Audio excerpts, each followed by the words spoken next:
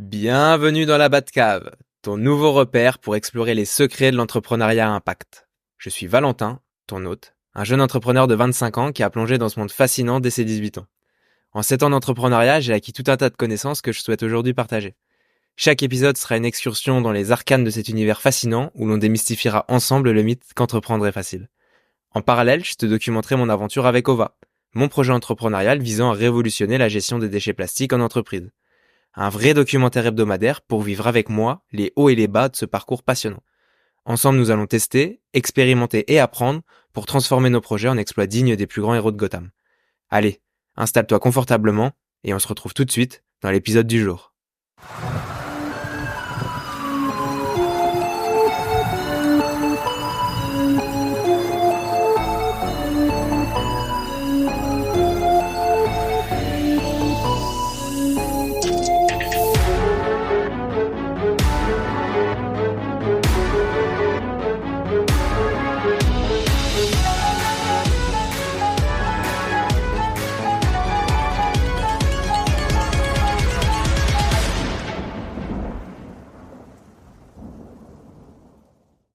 Bien le bonjour à toutes et à tous, bienvenue dans la Batcave, le podcast le plus underground du game. C'est Valentin, votre hôte comme d'habitude, et aujourd'hui on se retrouve pour l'épisode numéro 7 du podcast.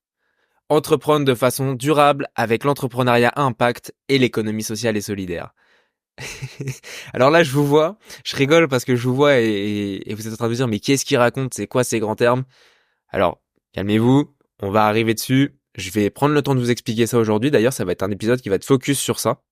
Donc j'espère que ça va vous intéresser parce que c'est en tout cas le l'échelle même en fait le pourquoi en fait a été créé le podcast. C'est ces notions-là que je veux mettre aujourd'hui au centre de l'entrepreneuriat et c'est ces notions-là que je veux partager à travers ce podcast de par ce qui m'arrive au quotidien, de par ce que je pense qui va être bon à créer pour les années à venir, etc., etc. Ces notions-là vont impacter, qu'on le veuille ou non, le monde dans lequel on va vivre demain. Donc c'est important qu'on soit conscient de ça et puis qu'on puisse développer ça et puis que je puisse vous en parler pour qu'un maximum de personnes sachent que ça existe et puis que derrière ça puisse être appliqué dans des projets, dans de nombreux projets et qu'on en voit un peu partout. Donc avant ça, avant qu'on en parle, je suis très content parce que on a passé les 200 écoutes. Donc ça me régale. Donc du coup sur les différentes plateformes, on est passé, sur YouTube, sur les Spotify, Apple Music, Deezer, etc. On est à plus de 200 écoutes. Aujourd'hui, à l'heure où je vous dis ça, il y a 3 épisodes de postés, 4 du coup, parce que j'ai posté 3 épisodes les 3 dernières semaines, et le 4e épisode est sorti là à midi, il y a 2 heures. Donc ça montre qu'il y a quand même un petit peu d'engouement autour du sujet, ou en tout cas, bon, je sais que ça fait pas un chiffre qui est non plus très élevé, hein, sachant que voilà, on se comprend quand je dis 200 écoutes, hein, il y a pas tout le monde qui reste jusqu'au bout non plus, hein, il y en a qui restent 30 secondes et ils partent. Ça les gars, je le vois hein, sur les stats. Hein. Donc ceux qui me disent ouais j'ai vu et puis qu'au final derrière vous êtes là 30 secondes, je le vois aussi. Mais c'est pas grave, ça fait partie du jeu. D'ailleurs il y en a qui m'ont dit ouais Valentin, ton intro elle est trop longue. Aïe aïe aïe. Alors ça, je vais vous le réexpliquer une fois aujourd'hui, dans cet épisode 7. Avant de commencer les grands termes, avant d'aller très profondément sur les sujets. Et effectivement, l'intro est plutôt longue par rapport à ce qui se fait dans le milieu. Dans le milieu, c'est plus des introductions qui durent à peu près 15 secondes. J'ai fait volontairement une introduction qui dure le double, voire le triple. Alors, c'est pas pour perdre toute mon notion, c'est pas. C'est tout simplement pour que voilà, j'ai envie de, avec ce podcast, arriver avec un univers. Je vous l'avais expliqué dans l'épisode 1.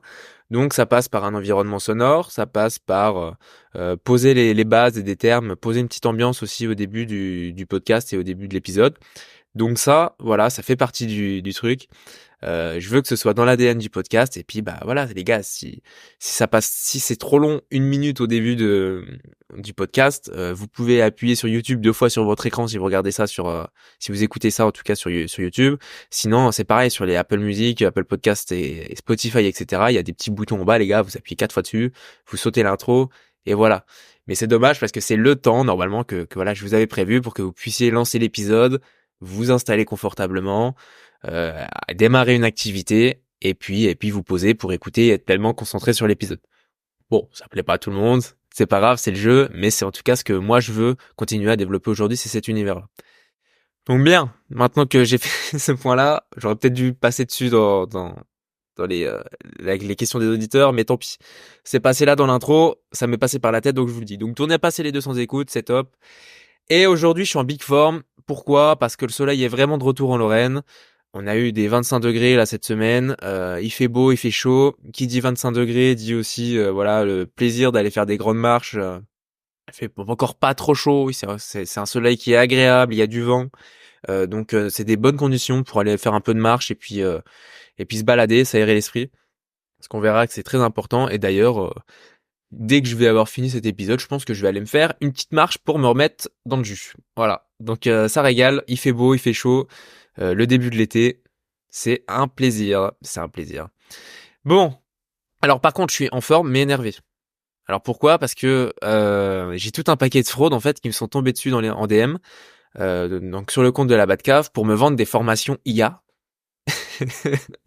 me promettant 10 à 100K par mois.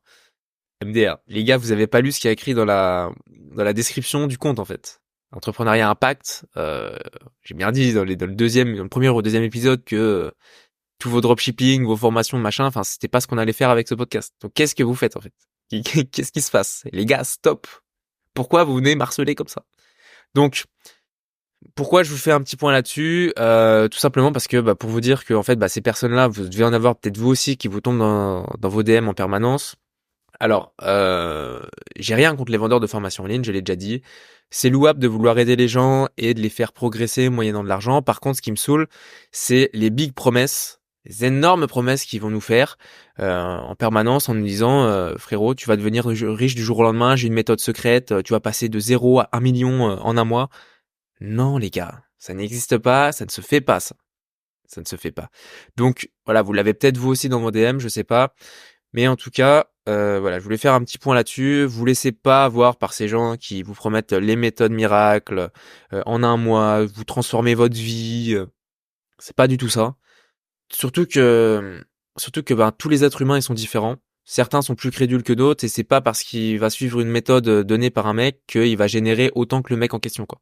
C'est comme le dropshipping, c'est comme tous ces trucs de niche là, les cryptos, tout ce qui est peut paraître ou en tout cas ce qu'on peut appeler argent facile sur internet, infoprenariat, etc. C'est pas vraiment ça, c'est des marchés qui sont selon moi aujourd'hui saturés, donc les mecs t'apprennent à en fait toi aussi revendre des formations derrière pour toi aussi te remettre plein les poches, etc., etc. C'est un espèce de gros système pyramidal finalement parce que les dernières personnes, c'est celles qui arrivent en dernier sur le marché, qui se retrouvent dans un marché qui sont saturés, enfin qui est saturé. Donc c'est seulement 1% des personnes qui arrivent vraiment et donc attention à ces belles promesses.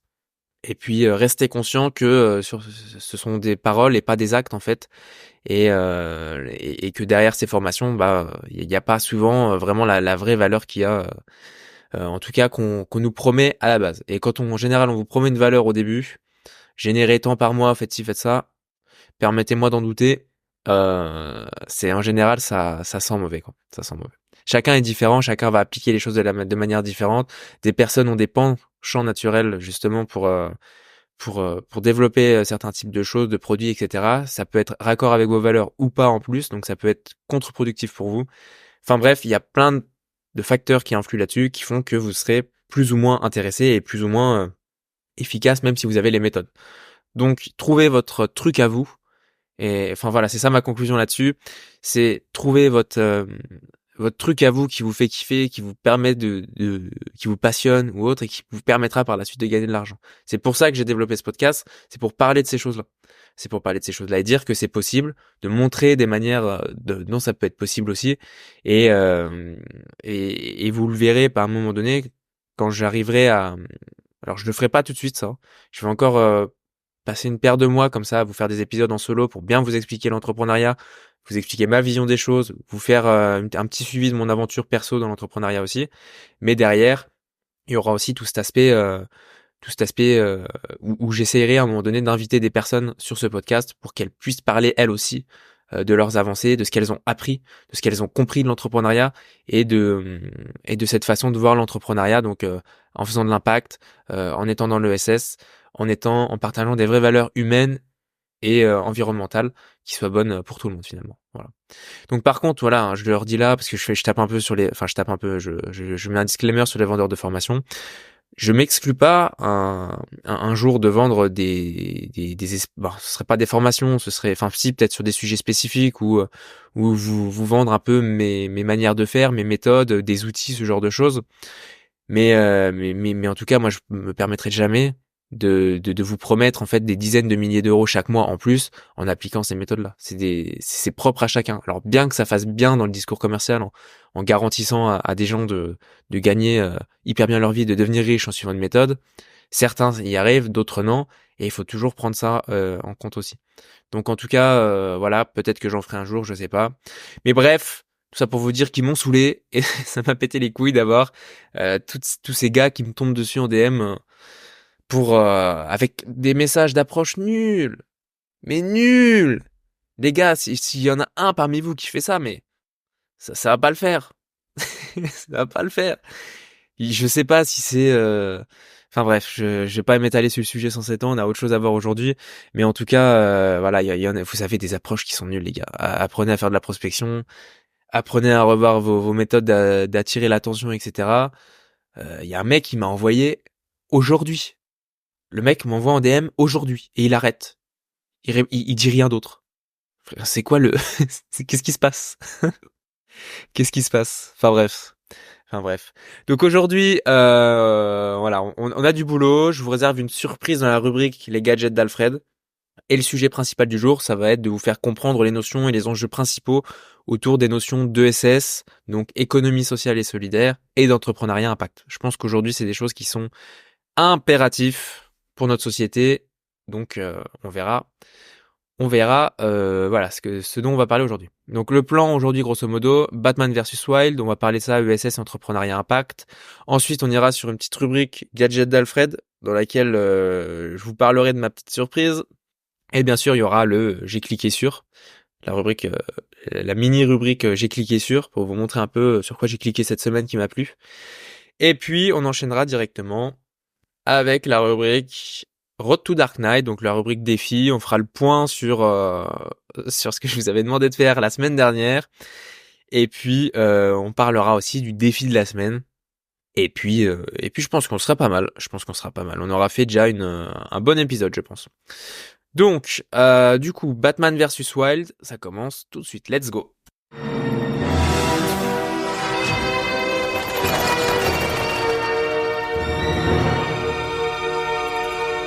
Ok, bon, alors, en tout cas, on va passer sur 7, 8 gros points, selon moi, pour bien comprendre ce que c'est l'économie sociale et solidaire et l'entrepreneuriat impact. Donc on va passer je vais vous faire une rapide introduction en gros sur ce que c'est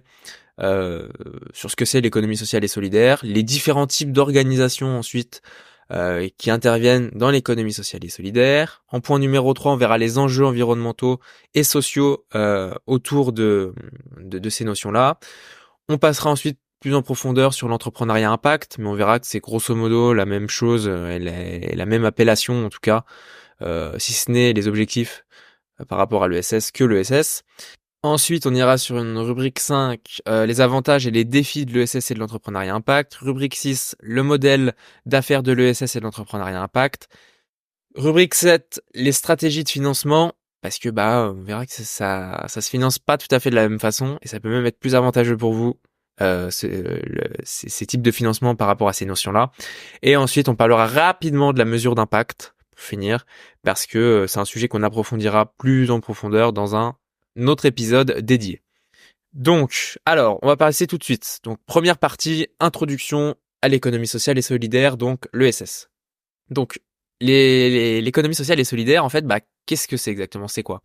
Donc, en fait, l'ESS, ça désigne un ensemble d'entreprises et d'organisations dont l'objectif, c'est de répondre à des besoins sociaux ou environnementaux plutôt que de rechercher le profit maximal. Alors ça peut déplaire à certains, parce que, voilà, contrairement aux autres entreprises traditionnelles, les organisations de l'ESS, en fait, ça place l'humain au cœur des préoccupations et ça cherche de la valeur pour l'ensemble de la société et pas seulement un groupe d'acteurs. Et c'est pas celui qui s'en met le plus dans les fouilles, enfin qui s'en met le plus plein les fouilles. C'est vraiment qu'est-ce que je peux faire de mieux pour mon environnement, pour mon écosystème, pour le secteur dans lequel je suis. Il faut que tout le monde en sorte grandi, pas seulement une personne. Donc les trois principes fondamentaux qui guident l'ESS, c'est la primauté des personnes et du social sur le capital. Donc ça, c'est très important. Une gouvernance démocratique et participante. Donc on va le voir après en détail pourquoi on parle de gouvernance démocratique et participative, pas participante d'ailleurs. Et la recherche d'une utilité sociale ou environnementale. Ça, c'est les trois principes fondamentaux qui guident l'ESS. Et ces valeurs-là, c'est le socle en fait sur lequel reposent les actions et les décisions en fait des acteurs de l'ESS. Ça va vraiment se caler là-dessus et à chaque fois qu'on va vouloir prendre une décision dans l'entreprise, pour le groupe ou autre, on va se poser ces questions-là. Est-ce que j'ai la primauté sur les personnes? Est-ce qu'au niveau de l'aspect social de l'entreprise, comment est-ce que ça se passe? La gouvernance, comment est-ce qu'on va gouverner ça? Comment on va faire avancer ce projet? Est-ce qu'on doit faire inclure des parties prenantes ou pas? Et puis derrière, la recherche d'une utilité sociale et environnementale, ça c'est vraiment comment je vais être utile au monde, à la société, à la planète. Voilà. Donc ça c'est vraiment très intéressant et on va dire que c'est de là un peu de ces trois principes-là que tout part. Donc l'ESS, c'est une histoire riche et diversifiée en fait qui remonte à quoi, c'est plusieurs siècles, il me semble. C'était ses origines s'étaient rattachées, je crois, pendant les premiers mouvements coopératifs, mutualistes et associatifs qui ont émergé à l'époque là, pendant qu'il y avait beaucoup d'injustices sociales face aux inégalités économiques, notamment dans les périodes industrielles. Alors je saurais pas vous dire la date, j'avoue que j'ai pas été chercher, mais c'est à partir de ces moments-là où il y a je crois que c'est post 30 glorieuses où il y a commencé à avoir des discussions qui sont posées autour du bien-être en entreprise, du bien-être pour la planète, etc. Donc ça part un peu de là aussi l'ESS. Aujourd'hui, l'ESS c'est présent dans beaucoup de secteurs d'activité. Ça se retrouve dans l'agriculture, dans le logement, la santé, l'éducation, la culture, bref, dans énormément de domaines. Et ça, on voit que ça prend du terrain par rapport à ce que c'était fut un temps. Mais du coup, la question qu'on se pose, c'est pourquoi en fait c'est si important aujourd'hui dans la société? Pourquoi est-ce que ça monte? Tout simplement parce qu'elle offre une alternative en fait au modèle économique traditionnel. Souvent critiqué en fait parce que d'ailleurs on se dit ouais ils ont un impact négatif sur l'environnement, les gros groupes ils exploitent les personnes, ils exploitent la planète. Donc tout ça en fait c'est des choses que d'ailleurs nos générations, donc la génération Z, donc ça c'est la nôtre, hein, donc c'est entre les années je crois 90 et puis enfin c'est entre 97 et 2010, mais même en vrai la génération juste avant nous, Y, c'est aussi là qu'ils ont commencé à se poser des questions sur un peu cette exploitation en fait de la planète, des êtres humains au niveau social, etc.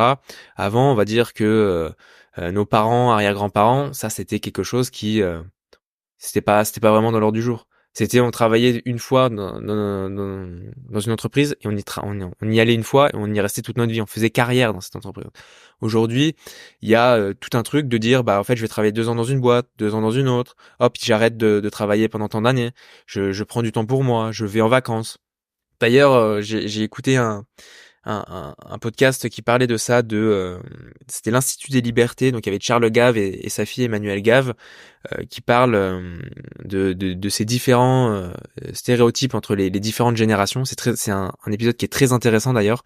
Je pense que je vais vous le mettre en lien en description parce que faudra que vous alliez écouter ça aussi. C'est très intéressant ce qui se raconte sur les différentes générations de par les sociologues.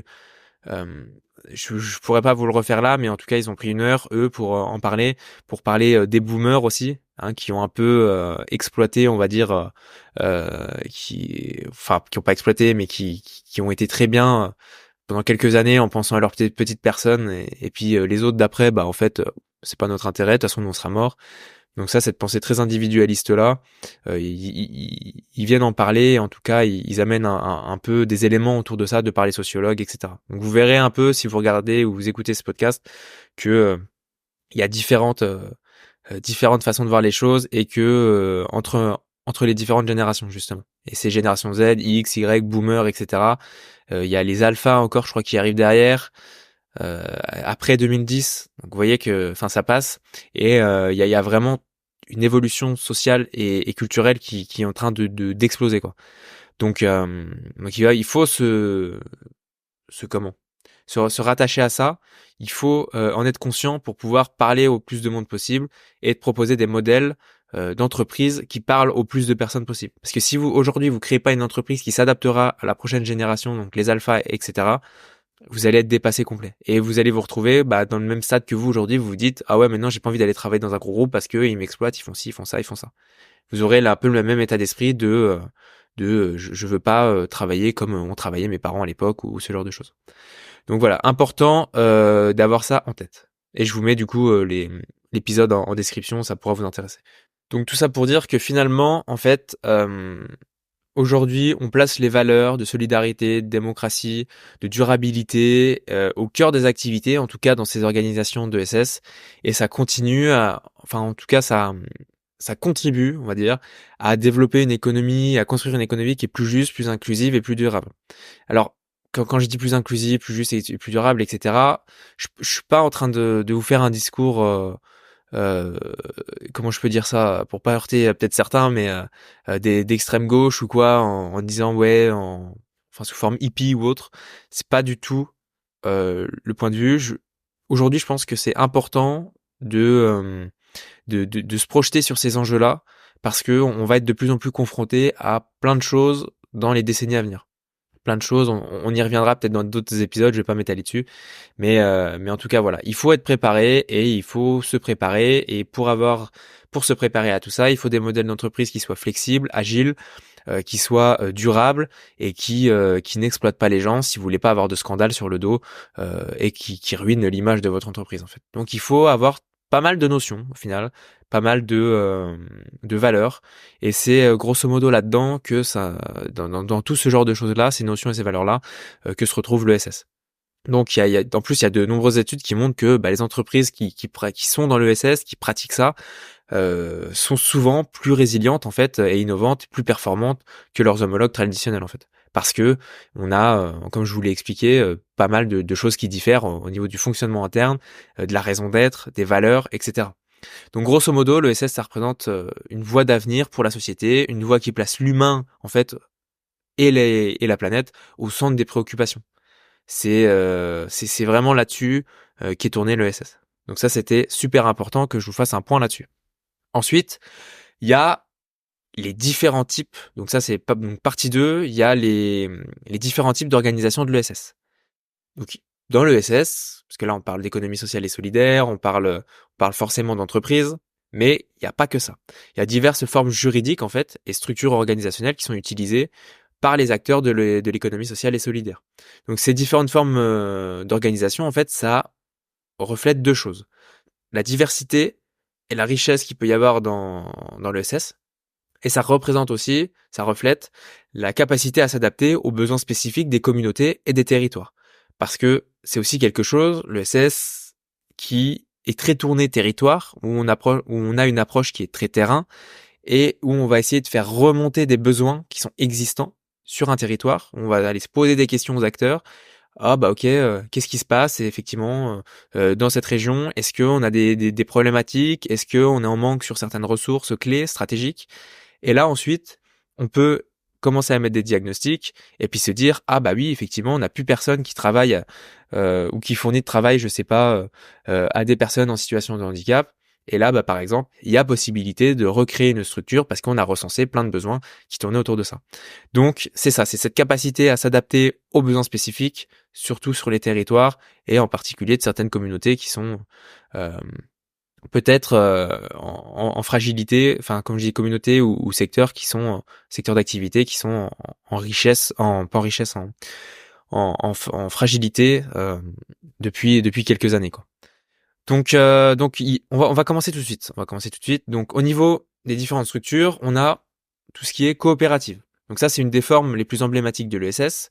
Les coopératives, c'est quoi? C'est des entreprises qui sont détenues et gérées collectivement en fait par leurs membres. Donc qui peuvent être des travailleurs, des consommateurs, des producteurs, je sais pas, des parties prenantes, ce que vous voulez. Et en fait, les décisions au sein des coopératives, elles sont prises démocratiquement Donc vous voyez, on revient sur les valeurs au-dessus. C'est pris démocratiquement et c'est selon un principe qui est une personne, une voix. C'est-à-dire que si vous êtes dans ces écosystèmes-là, que vous avez beau être Nestlé, Coca-Cola ou je sais pas quel autre groupe, votre voix vaut 1. Et c'est pas parce que vous avez des milliards sur le compte en banque que votre voix va valoir 2, 3 ou 4 autour de la table avec les membres du conseil d'administration. Donc ça, c'est quelque chose qui est très intéressant pour mettre tout le monde au même niveau. En tout cas, dans vos actionnaires, dans les personnes parties prenantes de l'entreprise, etc. Et d'ailleurs, les coopératives, elles sont pas mal présentes dans les secteurs de l'agriculture, de l'alimentaire, dans le logement aussi, ça se fait. Et ça se fait aussi, je crois, dans tout ce qui est services financiers où il y a un peu d'argent à gérer justement pour voir un peu comment est-ce qu'on redistribue ça derrière sur le terrain, quoi. Donc ça, c'était la première façon, la coopérative. Enfin, la première structure, la coopérative. Ensuite, il y a tout ce qui est mutuelle.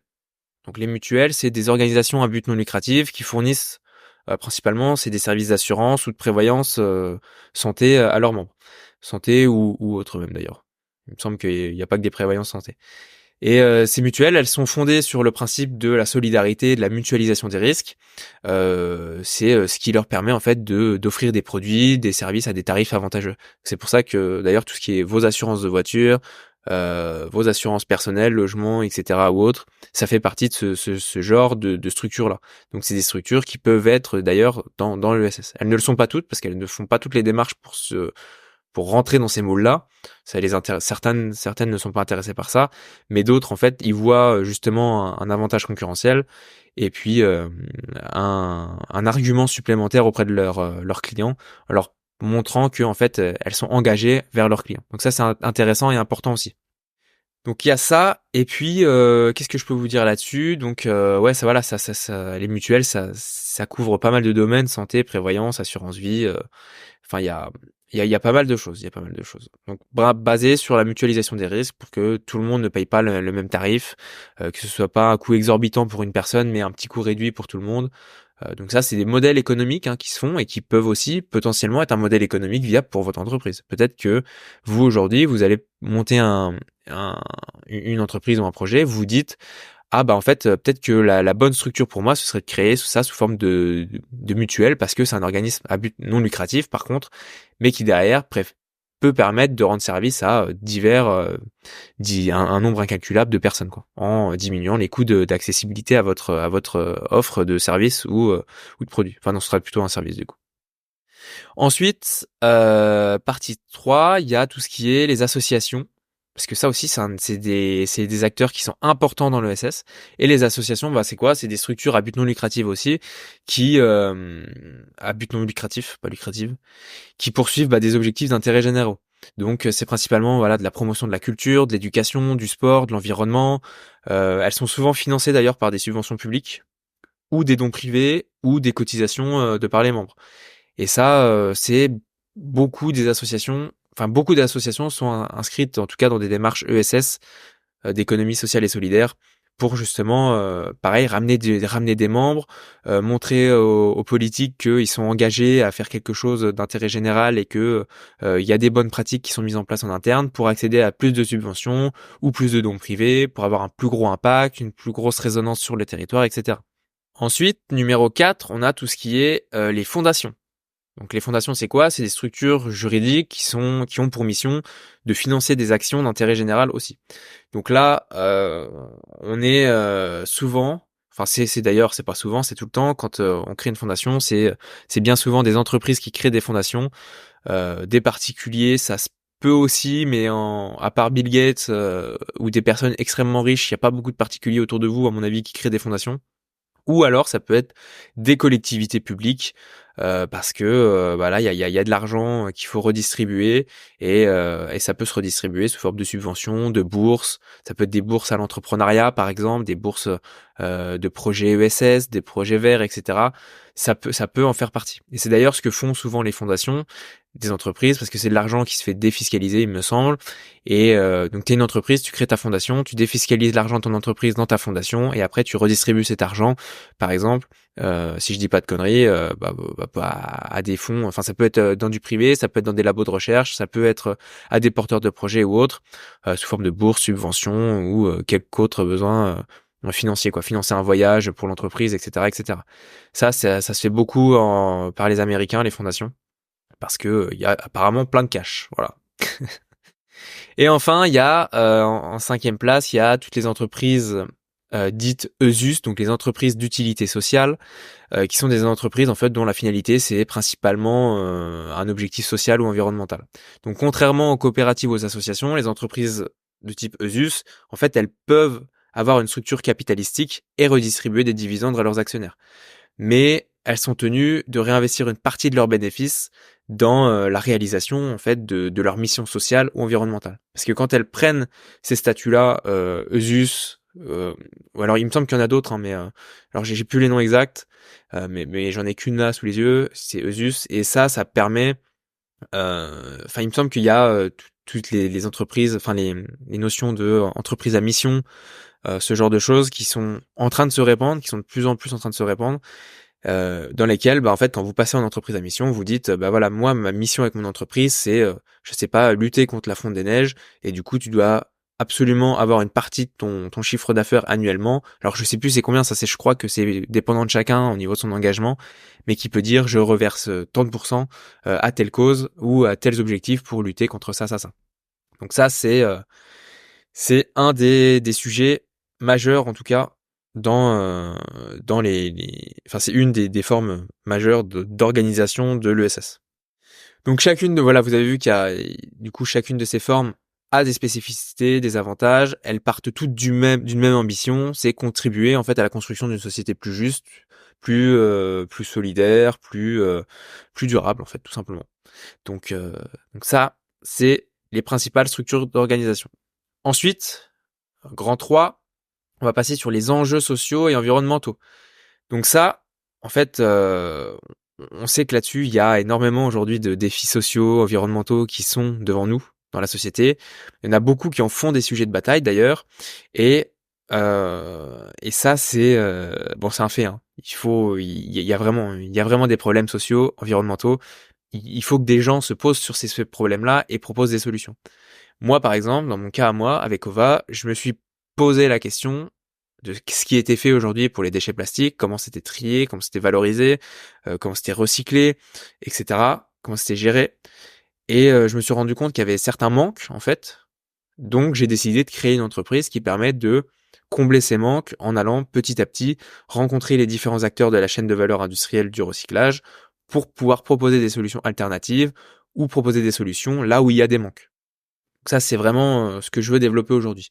Donc après, c'est pareil, hein. À voir si dans les prochains mois, vous allez le suivre de toute façon en direct. Si ça prend, si ça prend pas, pourquoi? Et si en fait j'avais pris la bonne décision d'arriver sous cet angle-là. On verra. On verra. Donc on va commencer du coup dans ces enjeux-là par les enjeux sociaux. Donc en fait, on fait des progrès qui sont incroyables du coup au fil des décennies. On a eu on n'est pas confronté à, si vous voulez, les mêmes enjeux sociaux qu'un pays émergent comme l'Inde par exemple, comme certains pays d'Afrique. Euh, on est dans un système aujourd'hui qui quand même s'améliore de jour en jour et qui a de moins en moins d'inégalités. Il en reste encore, mais on n'a pas tout encore aujourd'hui résolu. Il y a aujourd'hui des sujets de pauvreté, d'exclusion sociale, d'inégalité, de discrimination. Ça, c'est des choses qui sont factuelles, qui existent. Et en tout cas, ce que prône l'ESS et ce que veut amener l'ESS là-dedans, c'est des entreprises qui s'engagent aussi à lutter contre ces injustices en proposant des solutions qui peuvent être soit innovantes de par les produits, de par la forme, donc l'organisationnel, de par les fonctionnements, etc., qui soient aussi plus inclusives, qui soient qui soient pour de l'insertion sociale et professionnelle, parce que c'est important aussi de faire travailler des gens qui sont partiellement handicapés. Ça, c'est des choses qui sont dans les valeurs mêmes de l'ESS. enfin améliorer ces conditions sociales-là, de professionnalisation, d'améliorer de l'accès au logement, à la santé, à de l'éducation aussi, et à d'autres services essentiels en fait pour tous, tout simplement. Donc ça, c'est vraiment les enjeux sociaux de l'ESS. Alors beaucoup vont dire oui, mais ça c'est déjà le cas pour plein d'entreprises, etc. Bah non en fait, c'est pas le cas dans plein d'entreprises. Il y en a plein qui s'en foutent, qui en ont rien à foutre les gars. Il y en a plein qui en ont rien à foutre. Donc vous, c'est important que vous ayez ces sujets-là en tête dès le moment où vous créez votre entreprise et que vous avez une idée de projet. On va le revoir à la fin dans le défi de la semaine, mais vous verrez que tout ça, ça va vous servir pour améliorer vos sujets dans votre entreprise. Ensuite, on a tout ce qui est enjeux environnementaux du coup, donc là, changement climatique, ça, je vous en parle pas, vous le sentez aussi bien que moi. La perte de biodiversité, ça c'est aussi des choses qui existent, la dégradation des écosystèmes, la pollution, notamment au niveau des eaux par exemple, les pollutions des sols, de l'air aussi. Il y a autant de menaces en fait, enfin il y a encore même d'autres menaces qui pèsent sur la planète et les générations futures parce que c'est des enjeux et des choses qui vont s'accélérer au fur et à mesure du temps. Enfin en tout cas c'est ce qu'on nous dit et ce qu'on nous rabâche à longueur de journée. Alors je me pencherai à un moment donné sur ces sujets-là, j'essaierai de faire une étude de fond. Je pense pour moi-même avoir des données en fait, de savoir un peu d'où viennent les sources et puis de voir un peu qu'est-ce qui se dit vraiment, parce que entre ce que disent les médias et ce qui se dit vraiment par les scientifiques, on n'est jamais très sûr. Il y a un réchauffement climatique qui arrive, ça c'est certain, on le ressent. Ne serait-ce que il y a 20 ans, quand je passais l'hiver dehors à faire de la luge, et puis maintenant où je passe l'hiver dehors à juste gratter la terre parce qu'il y a pas de, il y a plus de neige. Enfin, on le ressent, ça existe. Mais après, c'est voir quelles sont les causes de ça, comprendre profondément comment ça se joue, qui m'intéresse dans ce processus. Donc j'essaierai un jour de regarder ça, et puis peut-être que je vous en parlerai aussi plus en profondeur. Donc en tout cas voilà, ça compte. Donc il y a plein de ces sujets comme ça. Il y a des sujets aussi de comment je fais des pratiques plus durables pour l'environnement, plus respectueuses. Comment je peux passer par exemple à une agriculture biologique, quelles sont les technologies qui peuvent me permettre de passer à cette agriculture plus bio, moins de pesticides, ou qu'est-ce que je peux utiliser en produits de substitution qui soient moins nocifs, qu'est-ce que je peux utiliser pareil comme énergie renouvelable, comment je gère mes déchets, comment j'apprends à tous les sujets de mobilité en fait, les mobilités douces, comment est-ce que je peux aller au travail peut-être de façon plus vertueuse. Enfin voilà, il y a plein d'initiatives de ce genre, mais tout ça, c'est des sujets sur lesquels il va falloir se pencher et sur lesquels se penchent les entreprises qui font de l'ESS aujourd'hui. C'est principalement dans ces sujets-là et c'est ces domaines d'activité-là que les entreprises se focusent aujourd'hui. Donc voilà ce que je peux vous dire là-dessus sur les enjeux. Et grosso modo, ce que je peux vous dire, du coup, c'est que, bah, en fait, on voit bien que l'ESS, alors, depuis tout à l'heure, je dis ESS, hein, mais l'entrepreneuriat impact, ça inclut aussi tout ce qu'on vient de voir jusque-là, hein. Ça inclut tout ça. Et d'ailleurs, enfin, en fait, on se rend compte que c'est des leviers super puissants pour pouvoir, en fait, se mettre derrière une étiquette, se mettre derrière une pancarte, une banderole et dire, regardez, je fais partie de cette génération qui veut répondre à des vraies problématiques sociales, environnementales, ou autre, sociétal, pour que on arrive dans un monde qui soit plus durable et plus sain un peu pour tout le monde. Donc ça, c'est des vrais sujets, c'est grosso modo ce que je veux que vous reteniez de l'ESS et de l'entrepreneuriat impact. Ce qui nous amène du coup à effectivement la rubrique, voilà, la petite sous-rubrique que j'avais dédiée à l'entrepreneuriat impact. Donc là, le but, c'est vraiment que je vous montre, en tout cas que je vous fasse prendre conscience que le mot entreprendre, maintenant, il y a aussi ce truc d'entreprendre avec de l'impact. Entrepreneuriat impact. Impact. Comment je peux impacter mon environnement, comment je peux faire les choses autour de moi. Donc ça, il faut comprendre que c'est un modèle d'affaires qui est axé sur la création de valeur sociale et environnementale, en plus de la rentabilité financière. Donc, on entend quoi par entrepreneuriat impact? C'est tout simplement c'est la création, la gestion d'entreprise qui fait de sa mission première, on va dire, l'objectif de générer un impact positif sur la société, l'environnement ou des causes sociales.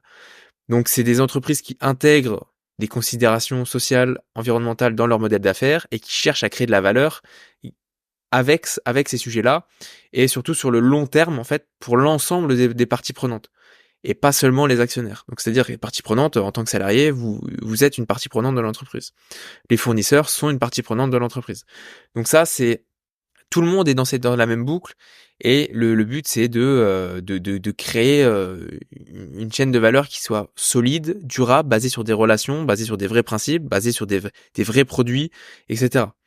Donc c'est pareil, hein, c'est pareil que qu'on disait au-dessus, hein, ça se repose sur plusieurs principes clés. La recherche d'un double objectif financier, mais aussi social et environnemental, et puis une volonté vraiment d'allier la rentabilité économique à tous ces enjeux-là de société plus saine. Un autre des sujets qui est abordé dans l'entrepreneuriat impact, une autre dimension, c'est tout ce qui est euh, tout ce qui tourne autour de son engagement, en fait, l'engagement des gens qui sont dans l'impact à faire preuve de transparence, de responsabilité et d'éthisme. Enfin, d'éthique. Éthisme, ça se dit pas, je crois. Parce qu'en fait, les entreprises vraiment, à impact, elles sont tenues de rendre des comptes de par leur performance sociale, environnementale, etc. Mais aussi de respecter des normes d'éthique plus élevées que la moyenne dans leurs activités. C'est par exemple le cas des personnes qui veulent faire des produits full made in France, où là, elles vont s'imposer d'aller chercher de la laine en France, elles vont... Enfin non, c'est un mauvais exemple. Ça, c'est un mauvais exemple par contre. Parce que il y a des marques que je connais qui se disent made in France, alors qu'en fait, elles vont acheter leur laine en Inde parce qu'elle est moins chère, ils la ramènent en France une fois qu'elle est filée, et ensuite seulement ils font des produits à partir de cette laine. Et du coup, le disent made in France. Ça, c'était pareil dans le milieu de l'optique, par exemple. On vous vend des lunettes made in Italia, ou made in France, parce que c'est censé être connu comme les montures haut de gamme et bonne qualité. Mais en réalité, ce qui se passe, c'est qu'on achète les composants bien souvent en Asie, parce que c'est là où ils sont les moins chers, et puis on vous vend en fait grosso modo les fabricants en France récupèrent les différentes parties et puis assemblent ça, et vu que c'est assemblé en France, on peut mettre un made in France dessus. Donc ça, c'est des pratiques qui sont trompeuses pour l'utilisateur final et qui sont à proscrire. Donc quand vous faites ça, vous n'êtes pas dans l'ESS. Par contre, si vous êtes un, un, un entrepreneur français qui veut créer des produits français avec de la laine française, qui travaille avec des petits agriculteurs et des éleveurs d'ovins. Donc ovins, c'est, je rappelle, des moutons pour ceux qui savent pas. Donc travaille avec des producteurs de laine en fait en direct, qui vont payer forcément leur laine plus cher. Mais tout ça, ça va se répertorier après dans la qualité du produit à la fin, et surtout dans tout le marketing qui sera fait autour en disant regardez, nous on contribue à l'agriculture française et locale sur le territoire, donc venez acheter nos pulls. Certes, ils sont 2 fois plus chers, mais ils tiennent 4 fois plus longtemps que des pulls normaux par exemple, que vous allez acheter à je sais pas, bref, je vais pas citer de marque ou de trucs parce que voilà. Mais vous voyez très bien les petits sites chinois là sur lesquels vous commandez et qui sont vous achetez un vêtement, vous le mettez 2 fois et vous le passez en machine, le vêtement disparaît ou rétrécit de 4 fois quoi. Mais d'ailleurs, je tape pas sur les Chinois, hein, parce que les Chinois sont en train d'exploser leur industrie là. Ils sont en train d'augmenter la qualité de tout ce qu'ils font, parce que leur peuple aussi, les Chinois en général, sont en train de vouloir une qualité de vie qui soit aussi supérieure, et donc du coup ils sont en train aussi d'augmenter leurs attentes par rapport aux produits, etc.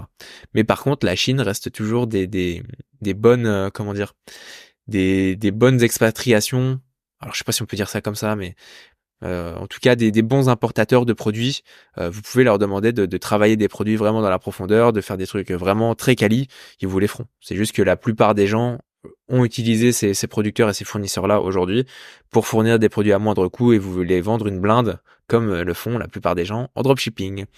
Voilà, c'est pas pour tirer une petite balle comme ça, mais voilà. Elle ira où elle ira se loger, cette balle. Mais du coup, voilà. Donc, grosso modo, voilà ce que c'est l'entrepreneuriat impact, voilà les avantages, voilà de ce dont on parle dans ces sujets-là, et c'est pas sans défi en fait, parce que comme avec l'éleveur de moutons là par exemple, vous voyez bien qu'il y a plus de contraintes financières, plus de contraintes opérationnelles, il faut mettre plus en plus de stratégies en place. Et en plus de ça, on doit mesurer son impact social derrière, environnemental.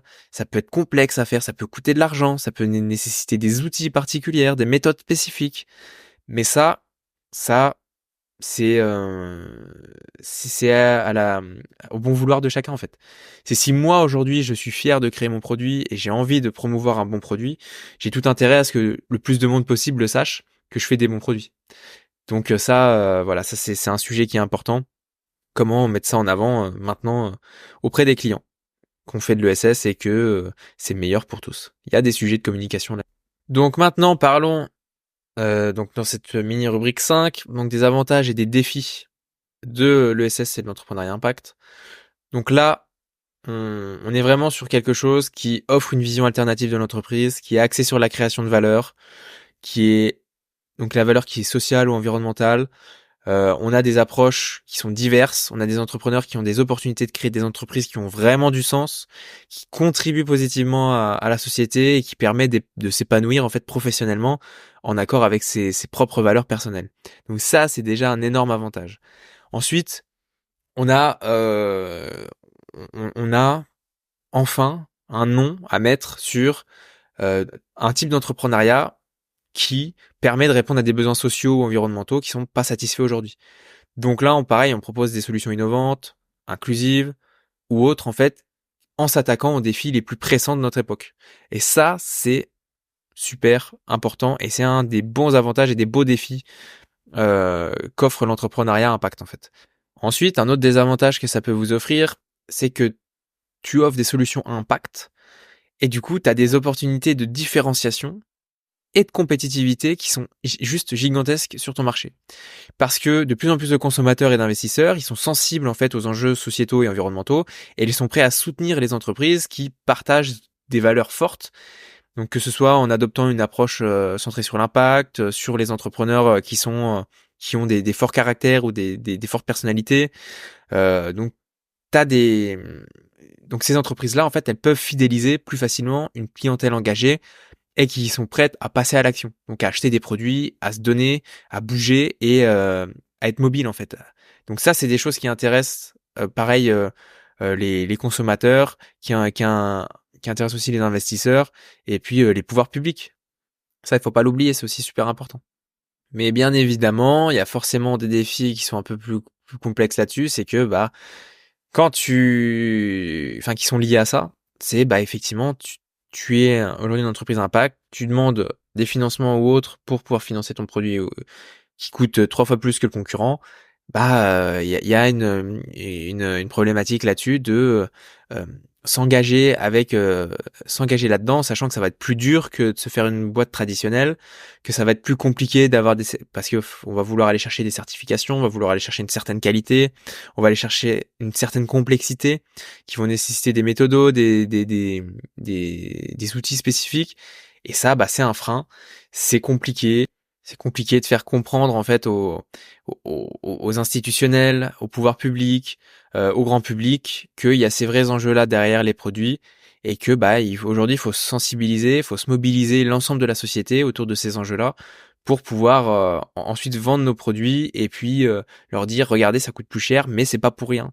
Oui regardez c'est des produits qui sont de meilleure qualité parce que si parce que ça. Donc il y a un vrai enjeu derrière il y a une vraie difficulté, c'est de faire prendre conscience de tout ça au public et à vos clients. Voilà, c'est ça principalement la plus grande difficulté.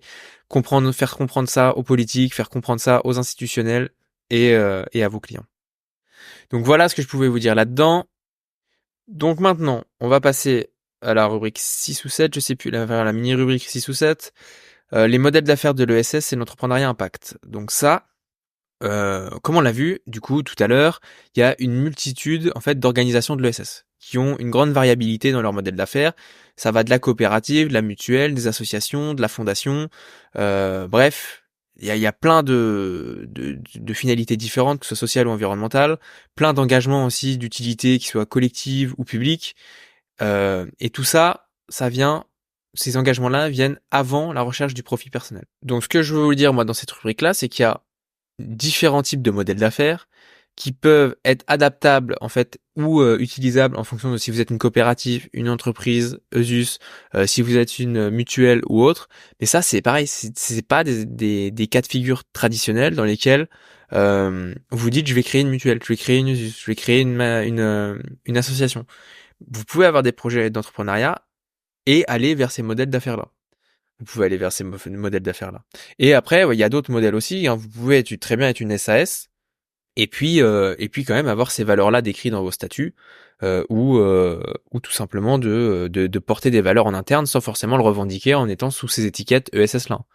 Voilà, c'est moi par exemple, j'ai créé une SAS, j'ai pas créé une ESUS parce que voilà, je voulais pas être dès le départ trop enfermé avec mon entreprise.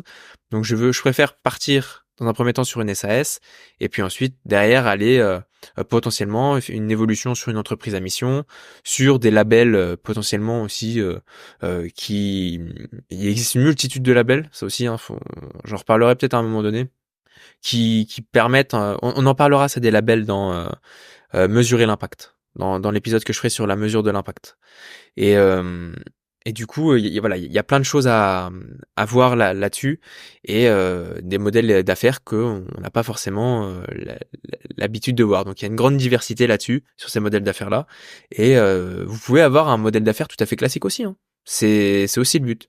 C'est aussi le but. De toute façon, pour qu'une entreprise fonctionne, il va falloir que vous ayez des revenus qui rentrent. Donc il va falloir que vous arriviez à trouver des sources de revenus, vendre votre produit, votre service, pour ensuite pouvoir, si vous le voulez, vraiment vous inclure dans certaines causes et financer certaines causes. Voilà, c'est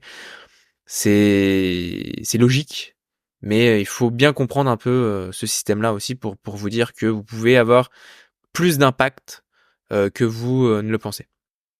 Donc voilà ce que je peux vous dire là-dessus. L'important à retenir, c'est vraiment que vous pouvez faire de l'argent de plein de manières possibles en étant dans le SS. Il y a des formes juridiques qui vous permettront, si vous voulez vraiment aller dans ces domaines-là et vraiment appuyer sur ce modèle d'affaires et ce type d'entreprise ESS, vous pouvez voilà avoir des modèles et des statuts juridiques associés à ça pour vraiment aller plus loin dans vos démarches et euh, et aller et passer un cap en plus en fait. Bien, on arrive sur la fin du coup avec l'avant-dernière mini rubrique, donc les stratégies de financement. Donc là c'est pareil, il y a énormément de stratégies de financement différentes pour se financer quand on fait de l'ESS.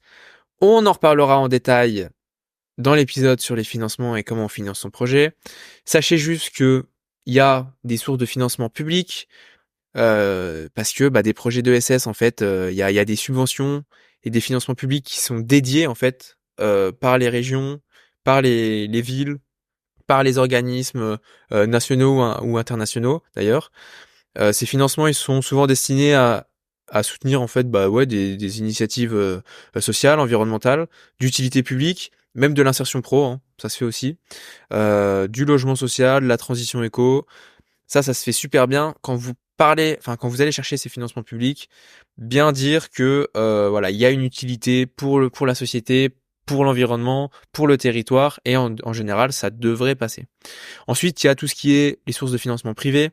Donc là, vous allez pouvoir aller vous financer par des investisseurs privés, hein. Donc ça peut être des business angels, ça peut être des fonds d'investissement à impact. Je précise bien impact parce que bon, tous les fonds d'investissement n'ont pas la même vision des choses. Vous m'entendez?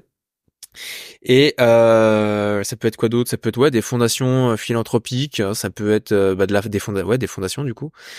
Ça peut être quoi d'autre? Ça peut être des grandes entreprises qui ont un budget engagé en fait dans la RSE, en fait, donc responsabilité sociale et environnementale des entreprises. Donc ça peut être ça peut être une source de financement pour vous. Euh, donc ça voilà, ça peut être intéressant pour le point long. Ensuite, forcément, vous pouvez également, bien entendu, vous autofinancer en rapportant du bénéfice avec votre entreprise et les produits que vous vendez.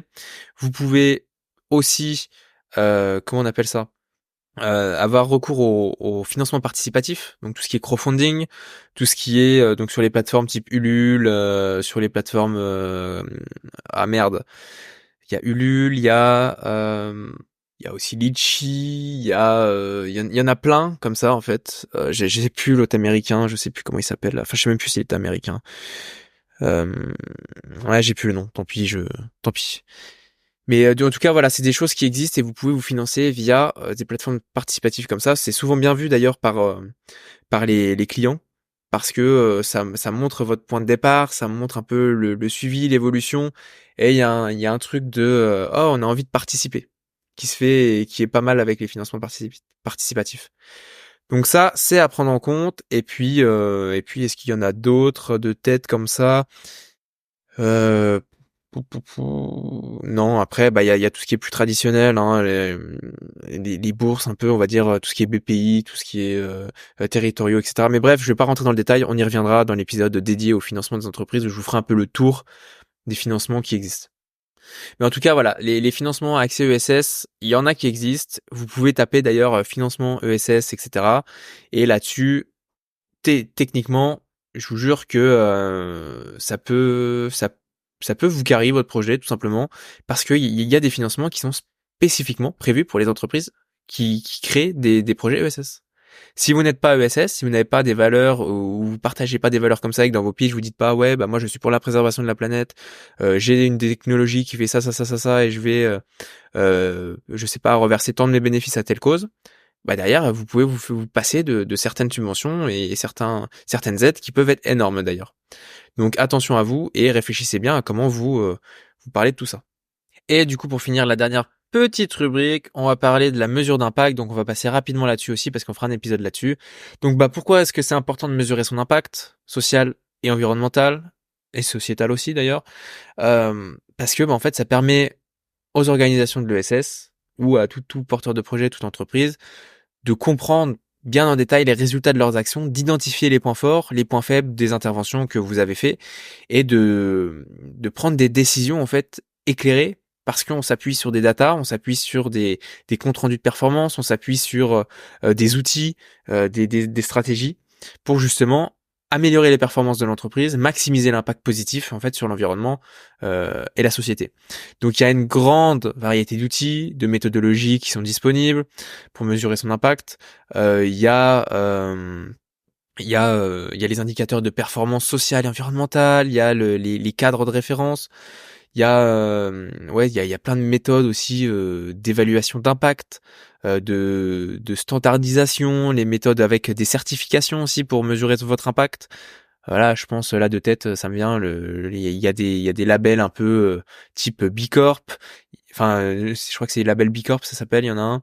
Il y en a un autre, c'est le coq vert de la French Tech, par exemple. On y reviendra pareil dans l'épisode mesure d'impact plus en détail. Mais en tout cas, ça vous permet de tous ces outils et ces cadres-là, ça vous permet d'avoir des indicateurs de performance en fait sur donc, qualitative ou quantitative d'ailleurs pour évaluer en fait les résultats de votre entreprise et voir quelles actions réelles vous avez menées et quel combat en fait sur quoi est-ce que vous êtes parti et ce que vous avez affronté en fait. Ça peut vous permettre vous pareil encore d'aller chercher des sous en plus. Ça peut vous permettre de parler dans votre communication d'entreprise que vous avez eu tel impact. C'est ça, tel impact sur la société, tel impact sur l'environnement. À OVA, j'ai réussi à donc qui est mon projet, j'ai réussi à éviter l'enfouissement de mettons 50 tonnes de déchets plastiques. 50 tonnes de déchets plastiques, ça c'est une mesure d'impact. 50 tonnes, c'est 3 camions de machin, 3 camions à remorque quoi. Donc voilà, j'ai évité. Donc ça c'est des choses qui sont palpables et visualisables par vos clients derrière, l'impact. Si vous avez les bons outils pour maîtriser ça, derrière, vous pouvez en parler librement et tranquillement. Donc ça, c'est super important. Et puis après, il y a plein d'autres cadres, références, des lignes directrices qui existent. C'est tout ce qui est les ODD, donc les objectifs de développement durable. Il y en a 17 si ma mémoire est bonne. Il y a les principes, il y a aussi tout ce qui est principe d'investissement responsable. Il y a aussi tout ce qui est comment ça s'appelle le l'OCDE, l'organisation coopération développement économique. Voilà, il y a des lignes directives là-dedans aussi qui ont et qui ont enfin sur lesquelles vous pouvez vous orienter, vous aligner pour vous porter vos valeurs d'entreprise et définir vos valeurs. Parce que si vous vous basez là-dessus, donc mettons ces lignes directrices de l'organisation de coopération de développement économique. Donc ça c'est des espèces de références, de référentiels qui donnent des lignes directrices internationales.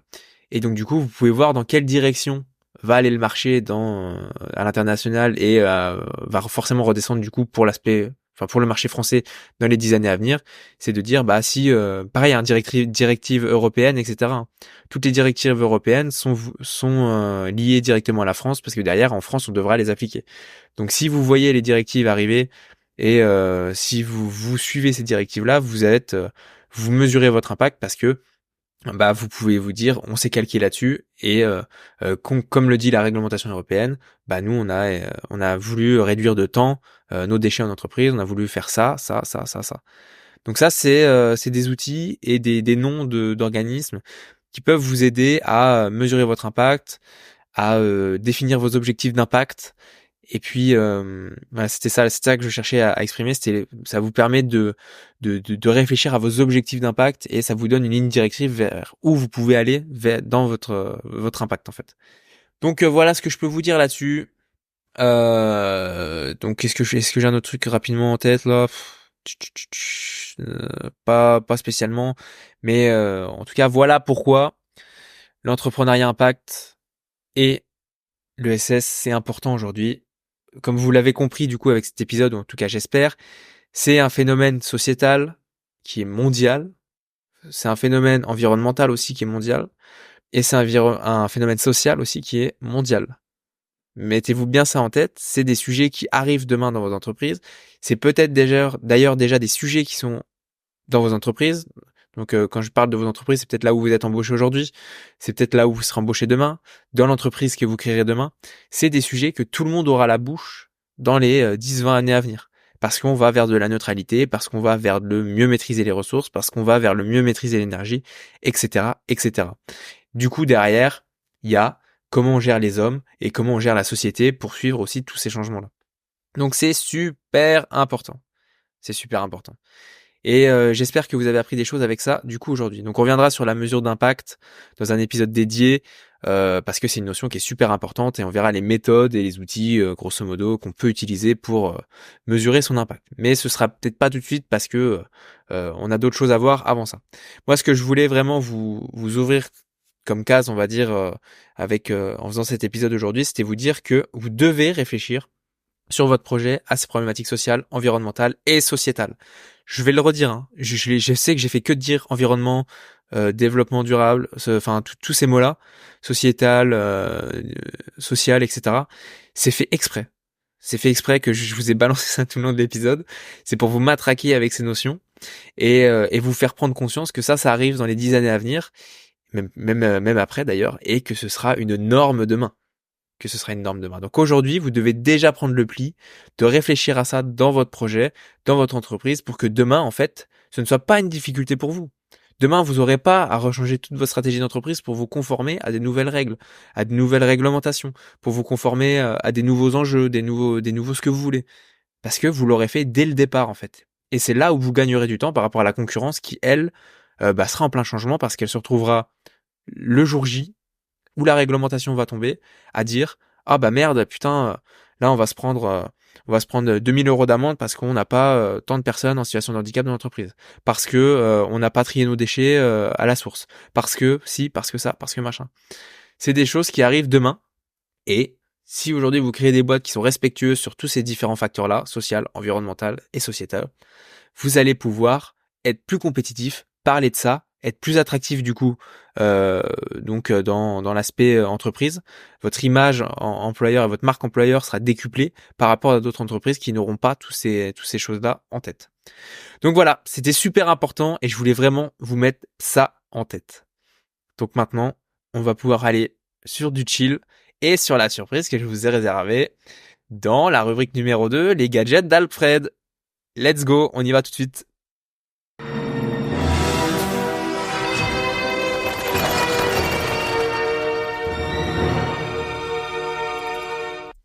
Ah, cette bonne rubrique, les gadgets d'Alfred. Ça, vous kiffez tous. Je sens qu'il y a un truc là-dessus sur les gadgets d'Alfred. Je sens qu'il y en a ici, ils aiment bien cette rubrique. Ouais, vous aimez bien cette rubrique. À chaque fois, il y a des beaux retours là-dessus, donc c'est vraiment bien. Donc, avant de commencer vraiment de vous parler de la petite surprise du jour, on va parler de ce sur quoi j'ai cliqué cette semaine. Cette semaine, j'ai cliqué sur un tailleur de pierre. Son compte Instagram, c'est Charlie, donc CHARLIE.GEE__.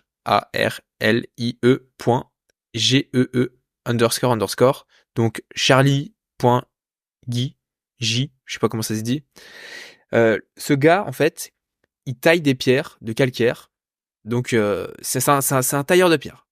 Alors moi j'adore tout ce qui est artisanat, tout ce qui est savoir-faire avec ses mains, ça me fascine. J'ai pas malheureusement, j'ai pas assez travaillé ces talents-là pour pour le faire aujourd'hui, dommage. Mais ça me fascine et c'est le gars en fait, il va dans des carrières, il va découper des gros blocs de calcaire, récupérer des gros blocs à droite à gauche et ensuite bah il se filme en train de tailler ces blocs-là. Donc pour que ça soit je sais pas un dessus de porte pour le roi Charles. Donc ça c'est pareil, ça c'est un truc de fou par exemple. Le mec c'est pareil hein, c'est un Gen Z hein, et il est là, il taille des pierres qui vend au roi d'Angleterre en fait. Ça, c'est juste fou. Il travaille sur des restaurations de cathédrales, il travaille sur plein de belles choses, il taille différents types de pierres, du calcaire, du marbre, ce que vous voulez. C'est super esthétique à regarder, c'est super agréable à regarder et à se poser derrière. Donc ça c'est pareil, je vous le mettrai en commentaire, enfin pas en commentaire, en description de l'épisode pour que vous puissiez aller voir un peu ses contenus parce que c'est super intéressant et moi je trouve ça trop bien. Voilà, je trouve ça trop bien. Ensuite, le truc sur lequel j'ai cliqué, c'est le compte Instagram de SpaceX. SpaceX en ce moment, ils sont en train de faire plein de tests avec leur Starship. Font des tests de lancement. Là, récemment, ils avaient fait récemment, il y a déjà quand même quelques mois, ils avaient lancé un Starship avec son booster. Ils l'ont fait décoller, ils ont essayé de le faire atterrir. Alors, je sais plus ce que ça avait donné. J'ai plus l'info en tête, je veux pas vous dire de conneries. Mais en tout cas, en ce moment, ils publient des photos de dingue. Et les visuels, on a l'impression qu'on est en 2400 là, après JC, et qu'on est sur une autre planète, qu'on est en train qu'on est passé à un autre step niveau industrialisation quand on est une espèce interplanétaire, tu vois. C'est zinzin. Je kiffe. Les photos sont trop belles. Il y a vraiment un aspect très futuristique. Enfin, voilà, très futuristique, excusez-moi, très futuriste. Et c'est très industriel, très futuriste, très métal, et j'aime beaucoup les rendus de ces photos. Donc voilà, je voulais vous partager ça parce que je trouve que ils ont une sacrée communication. Ils sont très forts et voilà, je pense que j'ai hâte de voir la suite de ce que va donner SpaceX, de ce sur quoi ils vont travailler et tout ce qui s'ensuit quoi. Donc voilà, je voulais vous faire un petit point sur ces deux points-là. Pareil, je pense que je vais en faire peut-être 2 par semaine ou à chaque fois que je fais une rubrique des gadgets d'Alfred. Je vais pas trop vous en balancer non plus. Je pense que ça aurait pas de sens de balancer 600 000 comptes comme ça. Vous pourrez juste aller regarder par curiosité après, à la fin de l'épisode ou pendant que vous écoutez cet épisode. Mais voilà. Donc voilà pour cette mini rubrique du coup. Donc cette semaine, j'ai cliqué sur. Maintenant, on va passer sur les bons gadgets d'Alfred. Le bon gadget de la semaine. Alors cette semaine, j'ai été bon. Dans ma grande bonté, je vais vous faire une belle surprise cette semaine. Je vais vous faire un beau cadeau. Cette semaine, je vous ai préparé un template Notion.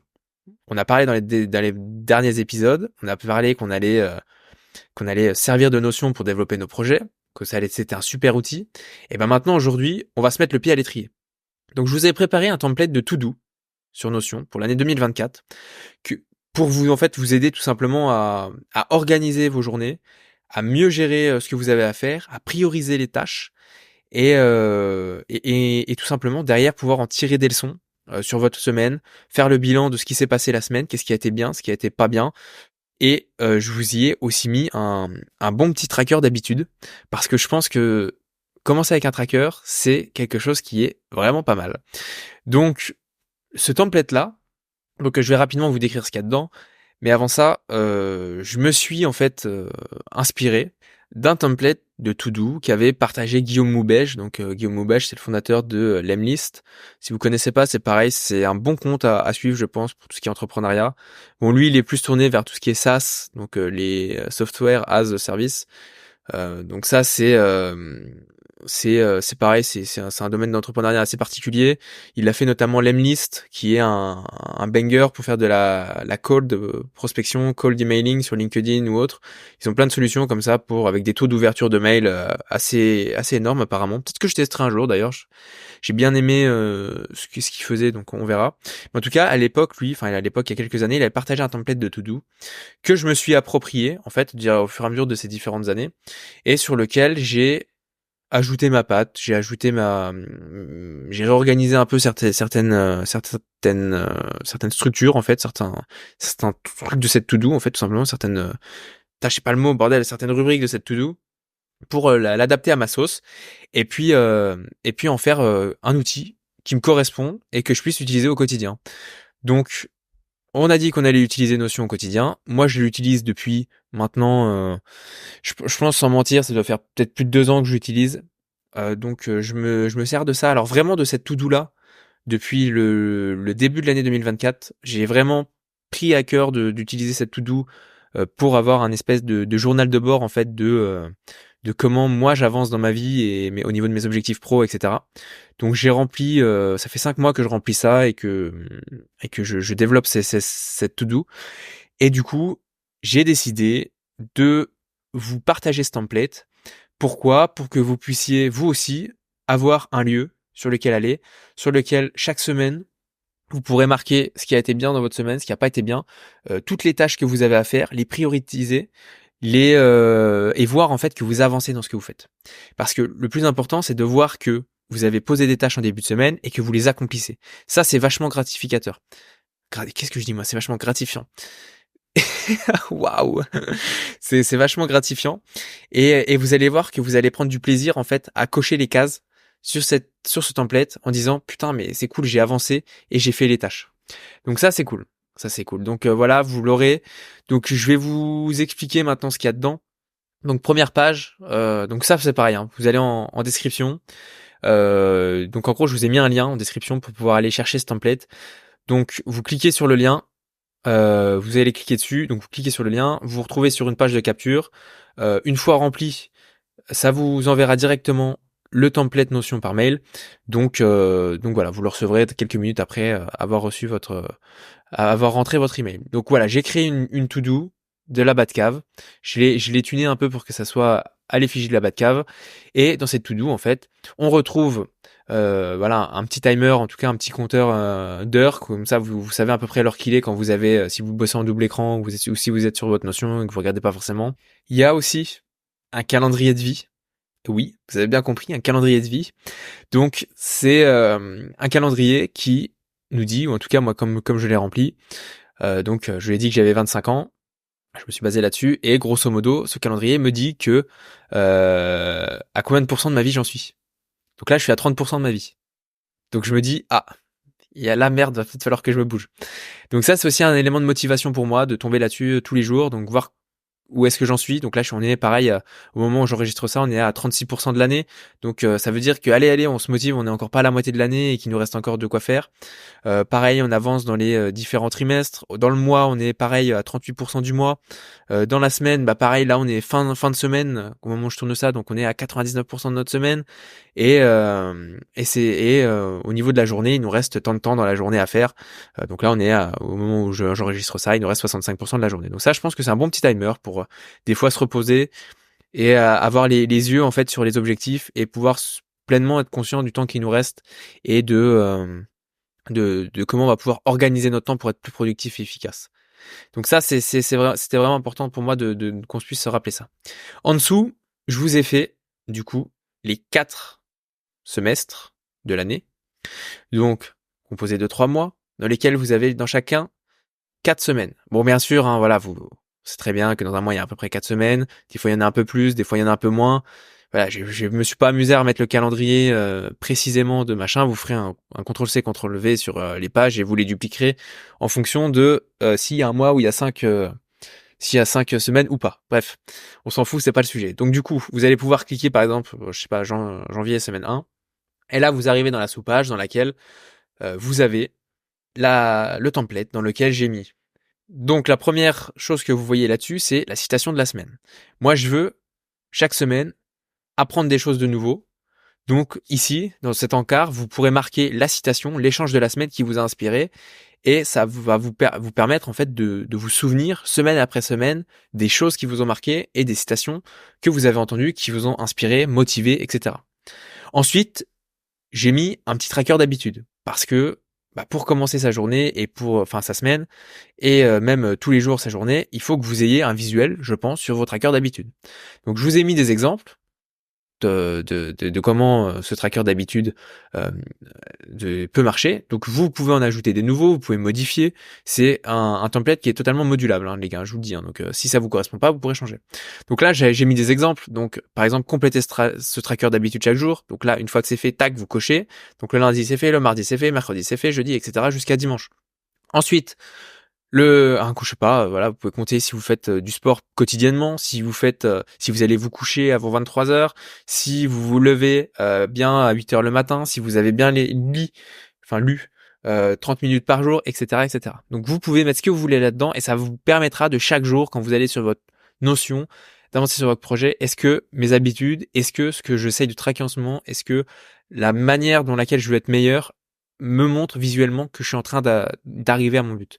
Et ça, plus vous allez en cocher, plus vous allez voir qu'au final, les cases en dessous se remplissent et vous avez des pourcentages. Donc vous pourrez savoir si le mardi, vous avez fait toutes vos to-do ou pas.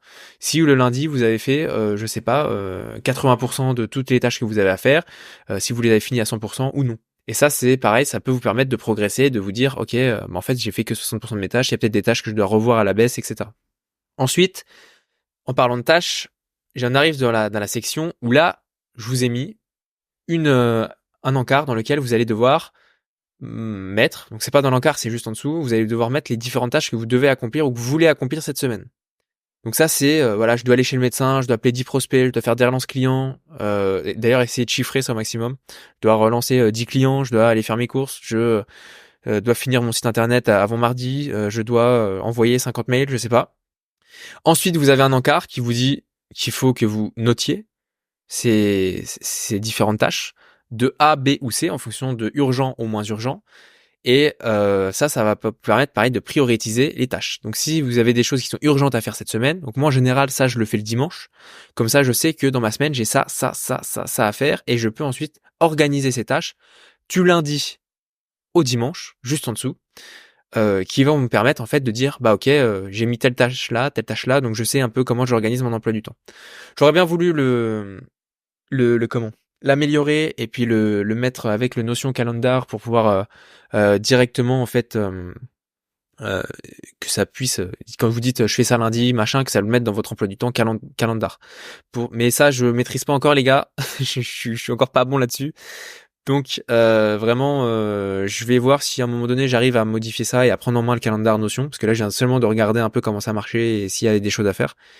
Donc on verra. Peut-être que je vous ferai une update à un moment donné et je vous renverrai ce nouveau template. Ensuite, du coup, en bas de cette semaine du coup de tâches, donc là c'est pareil, hein, dans les tâches de la semaine, vous les cochez au fur et à mesure et vous voyez que vous avancez, c'est assez agréable. Et puis après, je vous ai mis du coup les tâches reportées à la semaine prochaine. Donc ça, c'est les tâches que vous n'avez pas faites dans la semaine, parce que vous n'avez pas eu le temps, parce que vous êtes mal organisé, parce qu'il y a eu des imprévus, et que du coup, vous devez refaire la semaine d'après. Donc vous les renotez ici, et comme ça, vous êtes au courant de la semaine d'après, qu'est-ce que vous avez à faire. Et puis pour finir, je vous ai mis une rubrique revue de la semaine. Donc là, vous allez parler d'une chose que vous avez appris cette semaine, chose un peu qui a été importante pour vous. Qu'est-ce que vous avez appris? Qu'est-ce que un truc que vous connaissez pas? J'ai appris à me servir de Notion Calendar, par exemple. J'ai appris à utiliser le template Notion de la Batcave. Ça peut être plein de choses. Bref, vous avez compris. Ensuite, ce dont je suis fier d'avoir accompli cette semaine. Donc là, qu'est-ce que j'ai accompli? Ok, j'ai envoyé mes 50 mails, j'ai téléphoné à mes clients, je suis content de l'avoir fait, je suis fier de l'avoir fait parce que j'aurais pu très bien ne pas le faire et ça m'aurait porté préjudice. Donc ça, pareil, qu'est-ce que vous êtes fier d'avoir accompli cette semaine? Ensuite, vous allez marquer, donc du coup, les deux dernières rubriques, c'est ce que vous voulez améliorer la semaine prochaine et comment je vais l'améliorer la semaine prochaine. Donc si aujourd'hui vous dites putain mais j'avais mis dans mes objectifs de faire 1h30 en moins d'écran, de réseaux sociaux par jour. Je suis à 2 heures. Putain, ça, j'ai envie de l'améliorer. J'ai envie de faire passer de 2 heures à 1h30 mon temps d'écran. Comment est-ce que je vais l'améliorer la semaine prochaine? Je vais pas utiliser mon téléphone les 5 premières heures de la journée. Je vais mettre un bloqueur de réseaux sociaux et d'applications, etc., etc. Donc voilà. En tout cas, pour ce petit template Notion, j'espère qu'il vous plaira et que vous l'utiliserez. Vous me direz. Vous me direz. Et d'ailleurs, alors je suis Team Notion en dark mode. Voilà, c'est la version noire, donc je vous ai fait un template qui soit adapté à cette version noire. Si effectivement vous avez la version blanche, ce sera peut-être un peu moins joli. Mais ici, On est dans la Batcave après tout, donc c'est normal que ce soit comme ça. Voilà. Donc écoutez, on a fait cette rubrique là. J'espère que ce template il vous sera utile et qu'il sera intéressant aussi, qui vous servira de journal intime, de carnet de notes, de suivi d'évolution, de ce que vous voulez, qui vous sera là en tout cas au quotidien pour vous et qui vous permettra d'avancer sur votre projet. Ça me ferait kiffer de ouf. Et ensuite, du coup, on va passer à la dernière rubrique, la rubrique défi, la rubrique Road to Dark Knight. Let's go.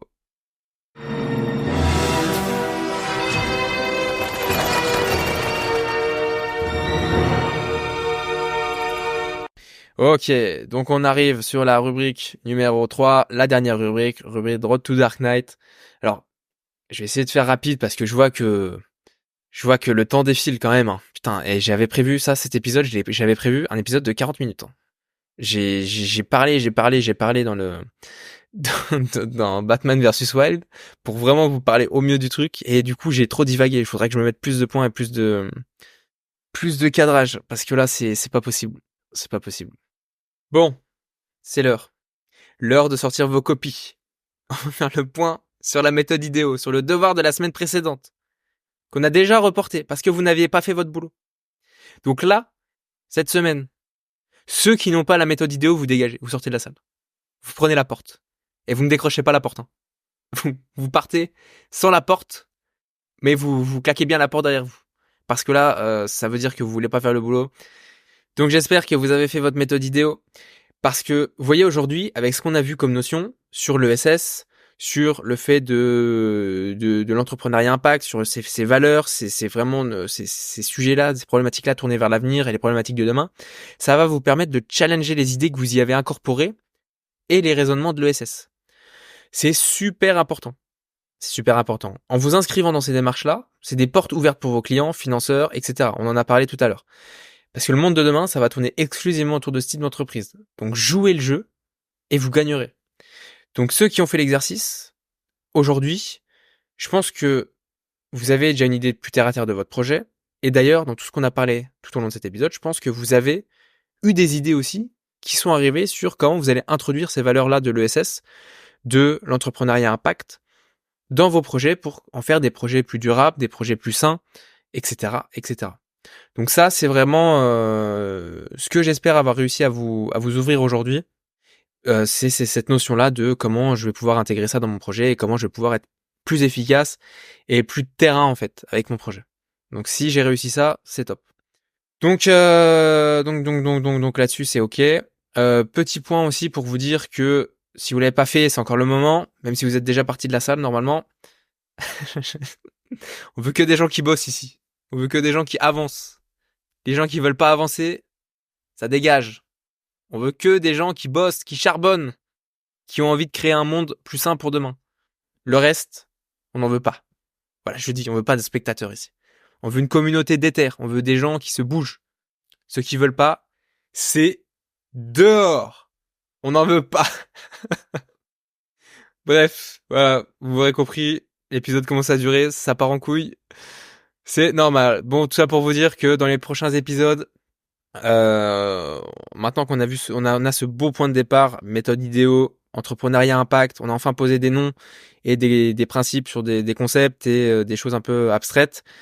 Donc, dans les futurs épisodes, on va parler de pas mal de choses. On va parler d'une petite liste que j'ai sous la main là, qui dit que on va encore continuer un peu sur les bases pour développer, pour poser les bases en fait de l'entrepreneuriat de façon générale. Il y aura un épisode sur l'étude de marché, sur la création d'entreprise, sur les différentes formes de statut juridique, comment protéger juridiquement son produit ou sa marque, mesurer son impact, on en a parlé, comment aller chercher des premiers clients, faire de la prospection, ce genre de choses-là, démarchage commercial, etc. Donc ça, c'est des choses qui vont arriver. Voilà, ce que je peux vous dire pour les prochains épisodes. Au niveau du temps d'écran, parce que du coup, du défi de la semaine dernière, on s'était dit qu'il fallait faire moins d'1h30 de réseaux sociaux par jour. Alors, autant vous dire que début de semaine, c'était pas top, hein, j'avoue de mon côté. j'ai pas été au top. Je suis autour de 2h30 à peu près sur les réseaux sociaux par jour. C'est énorme. Hein. C'est vraiment gigantesque. Voilà, vous y passez un peu le temps de midi, vous y passez un peu 10 minutes quand vous allez là, quand vous faites ci dans les transports ou quoi, vous arrivez vite fait de monter à 2h, 2h30.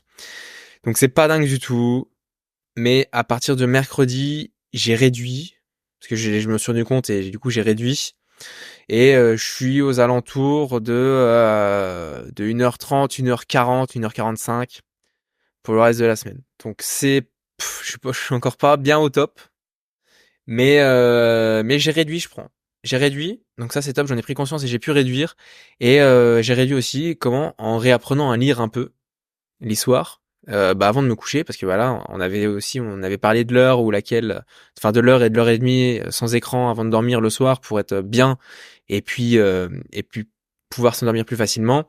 Bah écoutez, moi pendant cette heure-là, on va dire que je me suis remis un peu à lire, etc. pour qu'on va dire, comment dire, pour basculer plus facilement dans le sommeil, avoir les bons signaux, etc.